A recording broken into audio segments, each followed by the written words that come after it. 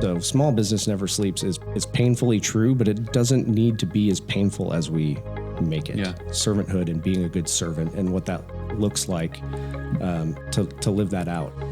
The people that work for you, they're counting on your best you.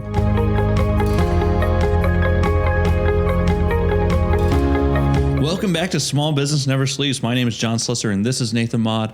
We're the co-founders of the Indiana Small Business Association and your host of Small Business Never Sleeps. Yes, thank you everybody for tuning in today of today's episode of Small Business Never Sleeps. In today's episode, we are excited to have Kevin Falls, president of Servant 42 and instructor of Krav Maga. Welcome to the show, Kevin. What an entrance. That was Thanks, great. guys. Good to be here. Thanks for having me. Awesome. Absolutely. Well, hey, Small Business Never Sleeps is geared specifically for the small business owner and those who represent small business. Kevin, thank you so much for joining us today. You ready to dive in? I am. Yeah, it's a privilege to be here. Perfect. Well, hey, Kevin, we've worked alongside Servant 42 for years now. And at the beginning of 2021, Servant 42 joined ISBA as a partner. You recently became the president of Servant 42 this year, along with being an instructor of Krav Maga. From what I understand, you truly never sleep. You're super busy all the time. But for those tuning in that don't know as much about you, can you share a little bit about yourself? Yeah, sure. I mean, my name's Kevin. Hey, Kevin. I'm a Kravaholic. Yeah, it's clever. Yeah, so no, I'm president, Servant 42. Married 15 years. Although if you ask my wife, I think that's 105 in married to Kevin years. Not surprising that's the same as dog years, the same conversion rate. Okay. Yeah. So we have a son. He's 11, I think. That's correct. Nice. Is that Kevin years as well, or should that be like 2.5? It's somewhere in there. There's a range. So that's my family. We live in Fishers. We've been in this area for 10, 12 years now. So it's definitely home. Awesome. Well, Kevin, I'm excited to hear more about your story, how you support the community as well as those small business owners, and how'd you get started in the IT industry? Oh man, that's a story. I've been doing IT my whole life and didn't realize it. Okay. So for me, I think it started when I was 13, when computers were just sort of becoming a thing that people had. And I've always just had a knack with it and messed with it. But it never dawned on me that should be something I should do to make money or survive in this weird world we live in. Until later in life, I was doing factory work. I was welding, I was doing weird stuff, just making it. And then I was like, wait a minute, I have this ability and passion for technology. Why am I not using it? And so I went through a certificate program, a training school where it was a 1-year in-depth crash course, man. It was, I think it came out of that thing with 7 certifications. Nice. It came out as Microsoft Certified System Administrator. And from there, I went directly into consulting, had that lined up before I even finished school. So talk about diving in. I mean, it was living and breathing tech. And then immediately I had to be the expert, right? Which was great because I was like 20. So expert at nothing at that point. But yeah, and then since then I've been across all industries. I've worked in higher education. I've worked in publicly held companies, manufacturing industries. I've done IT pretty much everywhere. But for me, fixed IT, it's not enough of an adventure. So why support one environment when I can support hundreds, right? So, and that's where I really found my stride, coming on to Servant 42, as an engineer, and just worked my way from there. Gotcha. How long have you been with Servant 42? Oh, it's been 8.5 years now. Yeah. Wow. Gotcha. And you mentioned that you started out as an engineer and now you're the president. So what was that? What was that like? Yeah. So it's interesting. I mean, I think there's people that are wired for leadership. It's a learned skill to some degree, but I think when you can picture what you do as a way of helping people instead of focusing on the task, and you can repeat that and repeat that and repeat that, before you know it, you're building relationships, and you're building business value, and you're learning, what it takes to lead people. And so it was a a natural and unnatural progression all at the same time. You know, I'm out there doing most of the on-site technical work, but because I'm interfacing with business owners, you know, I'm speaking their language. I'm learning, you know, how businesses work, what makes small business successful, you know, what the pain points are. And I'm guiding them through those challenges. And, you know, without realizing it, you know, I'm becoming the face of the company from the front line. Right. And I start seeing those challenges within our own business, and I start, you know, working on addressing those. And before you know it, you know, I'm accidentally the guy that everybody looks to for answers, which is, you know, scary. But I think as you learn leadership and you really start to develop that skill set within yourself, you start to realize that there's this misconception in the world that leaders have all the answers, and they simply don't. So what true leadership looks like is asking all the right questions. So my encouragement to small businesses out there, you know, whatever level of that business that you're operating in, and especially if you own it, to understand that it's okay to not have all the answers. Right. And it's more important that you're willing to ask the right questions so that you can move your business forward. Yeah. I know Servant 42 hasn't always been Servant 42. There was a name change at one point. What does Servant 42 stand for? Yeah, no, I mean, that's not something we get asked very often because it's super intuitive that we're a tech company. That long pauses for the laughter. Well, we can, you know, that went well over my head, but we can definitely cue the laughter. Yeah, you know, post edit here. No, so that's a question we get asked a lot, and it really comes down to who we are. You know, at our essence, it has two meanings. The nerdy side of it is that it comes from the Hitchhiker's Guide to the Galaxy, where the computer deep thought, you know, calculates the meaning of life as 42. But the meat of it is from Isaiah 42 from the Bible, which speaks about servanthood and being a good servant and what that looks like, to live that out. And so it's an amalgamation of understanding that, like, what we believe is that our reason for living and being here is literally just to serve well.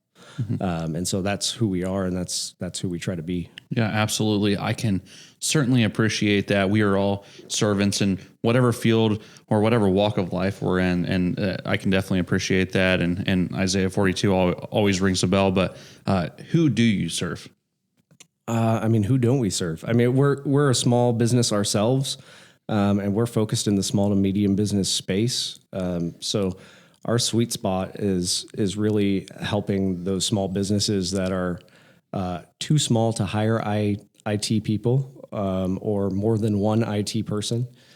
And they need that help at all levels of IT. And so that typically ranges, you know, between 5 and 30 is probably the sweet spot, but you know, we service all industries and we have customers as large as 200. So it's all over the place, but our heart is really with that small business owner that's wearing too many hats. Right. And what are some of those services that you provide to try to remove some of that responsibility? Yeah, sure. No, I mean, we're the technical term is we are an IT managed service provider, which means almost nothing to anybody that is not inside that industry. And it's just a fancy way of saying we're an enterprise level IT department, everything from help desk up to CIO. And we're just that at a fractional basis. Because the reality is the needs of business, and as far as IT, they don't change in scope. Like whether you're 5 people or you're 500 people, you still need network stuff to work, and you need security to be a forefront focus, and you need people that can, you know, figure out why nothing prints, you know, and everything in between. You need somebody that can have that strategic vision and make sure that you're making wise infrastructure investments. Although when you're a 5-person company, you can't afford to sustain all of those positions, or finding one person that's in your budget to hire that can do all those things well, like that's just unrealistic. And so what we do is we provide the depth of bench of that entire IT department on a fractional basis, so that as a small business owner, your planning doesn't need to suffer. Your support doesn't need to suffer. So that's what we do. Got it. That's incredible. And as John kind of went through, you had the name change. I know just because we've known you guys for a while, you have a new building location. Sure. So I'm just curious, what does the future look like for Servant 42? Oh, that's a great question. And I think as small business owners, it's one that we all are wrestling with right now is Right. what we don't know what the future looks like. So for us, I mean, that the name change, the office change, our success of late has been focused on just excelling at our core focus. And so if all small businesses can focus, and especially small business owners can focus on the thing that they do well, like that's why they're doing what they're doing, right? If they can focus on that and not have to worry about the rest, we'll figure the future out as we go. And so we're all battling the same challenges with staffing and supply chain and, everything. We can go on and spend all day talking about the challenges that face small business. But as far as, what we look at when we see the future is just serving well, serving more. And we're just always looking for opportunities to do that well. Yeah, absolutely. And I know that you and your organization are incredibly passionate for small business. Why is small business so important to you guys? I mean, it's important because we're one too, and I like that. I like that response. That's honest. We're all in this together, and I know that we'll dig deeper into the fact that small business never sleeps. That's what you guys do, but man, can it feel like an island when you're trying to run a small business and you're living that fallacy that you're supposed to have all the answers, and it's a challenge. So I know you mentioned being on an island. Yeah. Especially because, the buck stops at you. Sure. You're looked at for those answers. If you don't have those answers, you got to go find them. So how has being the president of Servant 42 kind of put you on that island or even changed your perspective of how you view business than you did previously? Wow. Yeah, no, that's a loaded question. I mean, keeping you on your toes. It's lonely at the top. I mean, that's just a nature of leadership. But I think that it's given me some perspective. Obviously, you have a perspective change to some degree, but I think the inverse of that is actually what's true to my success. And that's, I think I always tried to see things through the lens of a business owner. And not just the guy showing up to do his task and punch his clock and cash his check. And so, it is lonely, but only as lonely as you make it and let it be. I think, especially with ISBA, it's awesome that we can come together and we can, lower the mask and admit to one another that, like, guys, we're faking it till we make it here. We're figuring it out as we go as business owners. And there's a lot of responsibility of families that you're supporting. Yes. And, we're all in that together. And I think the biggest mistake that we as business leaders can make is thinking that it has to be this way, that we have to be all alone, and that we have to subsidize the business by committing more of our time and spreading ourselves thin and doing things that aren't what we're good at, because we have to. There's no one else to do it. So I don't know. I think that self-care is very important, which is for me where Krav Maga kind of came into the picture.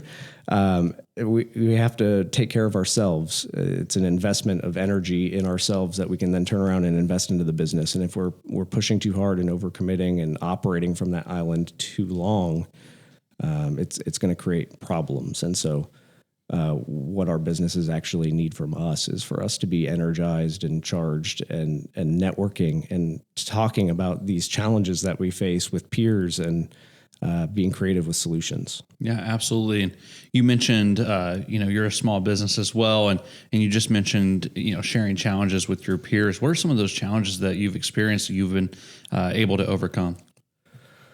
Oh, man. I think for us, identity has been an issue. And where the turning point for me was in leading through Servant 42 was really focusing on who we are. Hence the name change. And once you, as a business owner, determine, who you are and what your values are, you craft this lens through which you can view all the challenges in front of you. And it narrows the scope of solutions, right? Because we're in an age where information is way too available. And you can develop analysis paralysis where you're like, I need to understand every option in this scenario. But if you can stay true to what your identity is, what is your business and your core values, and then filter your results through that. Yeah. The path becomes a lot more clear. Right. That's great. What are some of those success stories that you guys have experienced with either internally or with clients you represent? Yeah. I would point to our new location as one of those challenges. We were a very close-knit team piled into a space where, we joked about how we're going to have to start getting the welder out and make some cubicle lofts and have a 2-story workspace where we were. And a big part of that for us was because we're trying to hang on to how we got started. So as a small business, we were actually in the PC and residential repair. Like that's what we did. We wanted to help people with their home computers because that's what the need was when we started. And it's evolved into, our focus being on business and serving the business community and helping other small businesses overcome those challenges. But we were, we're helpers. We want to serve well. And so it was hard for us to, let go of the retail space where we worked, at that point, 10% of our business was tied to that residential piece.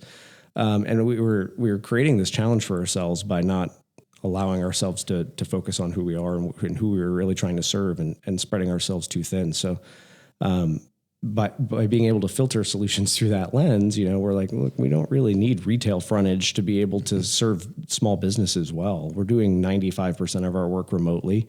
If we need to get something and bring it to our shop to work on it, we can do that. We don't need this frontage space. And so being able to spool down that side of the business because it was actually getting in the way of us being able to serve well on our core focus with the business side. Was a big step for us. And taking that was, an example of a big challenge that we were able to overcome by having that kind of thinking. Yeah. That's a great story. Absolutely. So Kevin, for the viewers who don't know, you joined ISBA, Indiana Small Business Association, in 2021. What are your thoughts so far about ISBA, and how can ISBA help that small business community? Yeah. I spoke briefly about self-care as a need for business leaders. And if the last couple of years have taught us anything, it's that we need to be prepared for stuff that we hadn't really thought of before. And we can't navigate that alone. We're not going to have all the answers. So from my perspective, ISBA has been super awesome as being this platform for those people that are typically the islands to come together and really just be honest about the things that they're struggling with, which is usually time, and trying to do too much in your business and subsidizing your business by overcommitting yourself. And so I think it's been a great platform for people to come together and speak with other business owners across other industries and just feel less alone. The number of conversations we all know that we're having staffing and hiring problems just globally, but to be able to come together as a group of business leaders and just lament about the situation that we're in, and then come up with creative solutions and make connections for people that they wouldn't otherwise have, as far as, I know this person that does staffing in this way in your industry. And so maybe you should talk to them and just creating opportunities for conversations for creative problem solving, I think has been huge. Yeah, absolutely. To get away from the business side of things and get more into the self-care that you've mentioned a couple of times and some other areas of passion for you. One of those areas is Krav Maga. I think, Nathan struggled with how to even say the We get that a words, lot. Krav Maga, whatever he was saying. But Krav Maga, what is Krav Maga and what's that mean to you? Yeah. So, I mean, there's a long story about what that is, but We got time here. Seems got like time. something I'd eat at a buffet. it sounds like it. It's not. I don't recommend eating it. So Krav Maga started in Israel in the 30s, and it was a self-defense technique that was developed on the street as a way for the Jewish people who were actively being persecuted and just attacked as they were walking down the sidewalk to defend themselves from real threats. And the system grew and developed from there and became the primary system of combatives taught by the IDF. And it has expanded now to being the number one combative system trained by U.S. Law enforcement and military. And it's they say it's a martial art. I argue that we're so martial, it's art. And so that's what makes it a little bit different. But it's about real world threats and what's actually happening on the street. So we do a lot of weapons and third party protection scenarios and a bunch of cool John Wick stuff, right? First off, John Wick, great film. But secondly, you're not just a participant; you're an instructor. So, what does that look like? Correct. Yeah. No. I don't know. He doesn't know what it looks like either. It's one of those like I don't want to have to. I don't want to show you, but like we're going to have to do a demonstration. Yeah, we're not real salesy, so usually that pitch is like, well, just sneak up behind Kevin and put him in a headlock and see what happens. Well, that's Krav Maga. I'm voting Nathan to give that a try here. Yeah, no.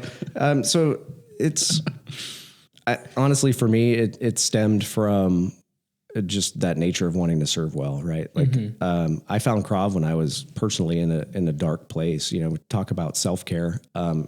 What led me in there was just needing to do something for me. I needed something. And I'm an extreme guy. That's just my personality. So if I'm going to do something, then I'm going to do the most extreme thing that we can do. And that my friends is Krav Maga. So that's how I got started. But as soon as I got in there, it really transformed my life. That confidence, combined with my desire to help people and serve well and just have that nature about me, and I was no longer happy just going and training. It became about going and whoever I was training with, helping them become better.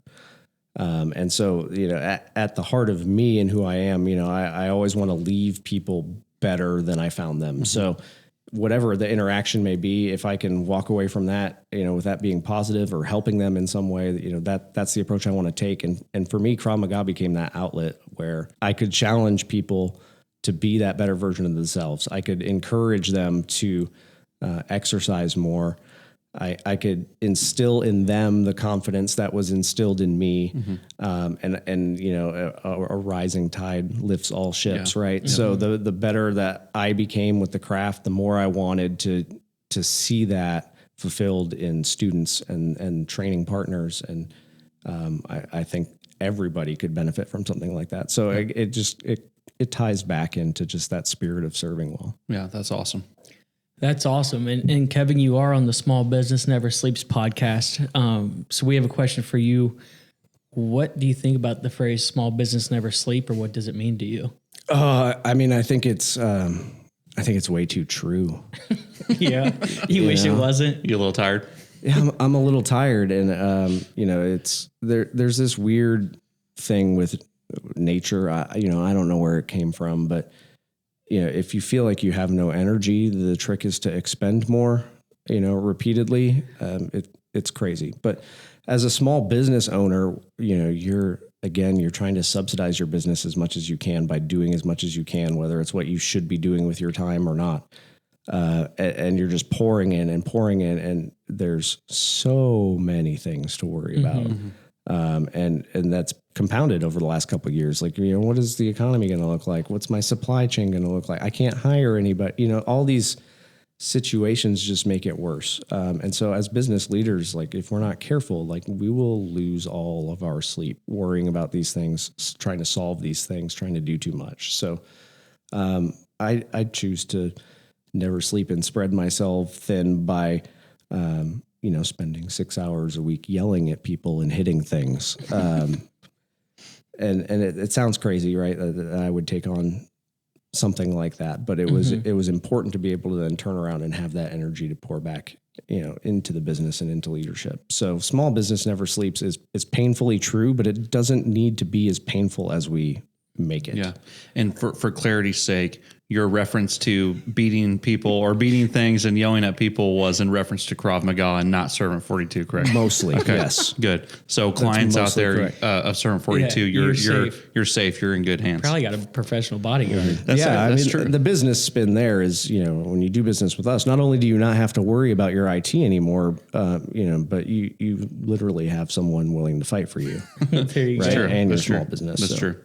Well, as we come to a close here, what's one piece of advice you could lend to a small business owner or even an aspiring entrepreneur? Yeah, I one piece. If you have multiple, I'm sure that'd be acceptable here. Now, I'm not known for being able to maintain long, continuous thoughts. So I'll try to string one thing together by meshing in the 4 or 5 that I would like to leave people with. But for me, I think the biggest thing that I could encourage people with is you got to take care of yourself first.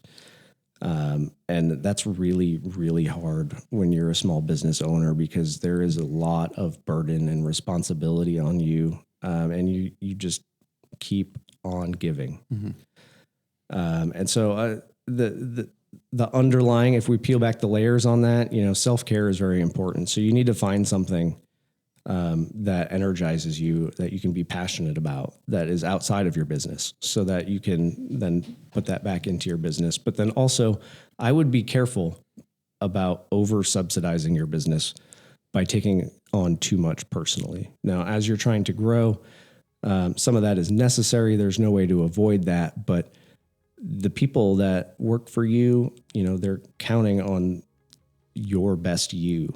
Mm-hmm. And you can't give that to them if you're, beating your face on finance and that's not your gifting, or that you're the guy, unplugging the Comcast equipment because, the internet's not working. These are things that you need to do to a point, and then there's a point where you need to not do them anymore. And so my encouragement really to small business owners and leaders is to take a step back and look at what you're doing. And is it something that only you can do? Is it the secret sauce to what made you successful? Is it what you're passionate about? Are you the only one that can provide that value to your business?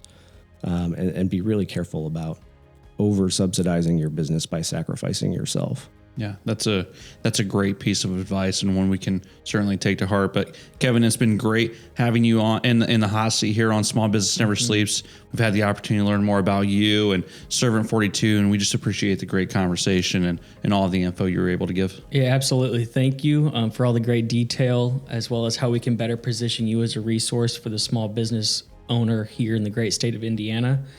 Wanted to say thank you again for joining us today. Any last words for our viewers, where they can find you, anything you got? Yeah, no, I appreciate you guys having me. It's been fun, very enjoyable. And if you guys want to find out more about us or get in touch, you can just go to our website, servant42.com. That's the word servant, the number 42. And unfortunately, I'm painfully anti-social media, so you can't find me anywhere else. But feel free to call and tell me why I should create a LinkedIn account. There you go. Awesome, Kevin. Well, we really appreciate you being on the podcast today. This is the Small Business Never Sleeps podcast. You can find us on all of the social media outlets that you don't utilize, like LinkedIn, YouTube, Facebook, and all your other favorite podcast platforms like Spotify, iTunes, Google, and Stitcher. Next time, Nathan and I spend some time walking through the journey of a small business owner's path toward success. But don't forget to keep on grinding, because small business never sleeps.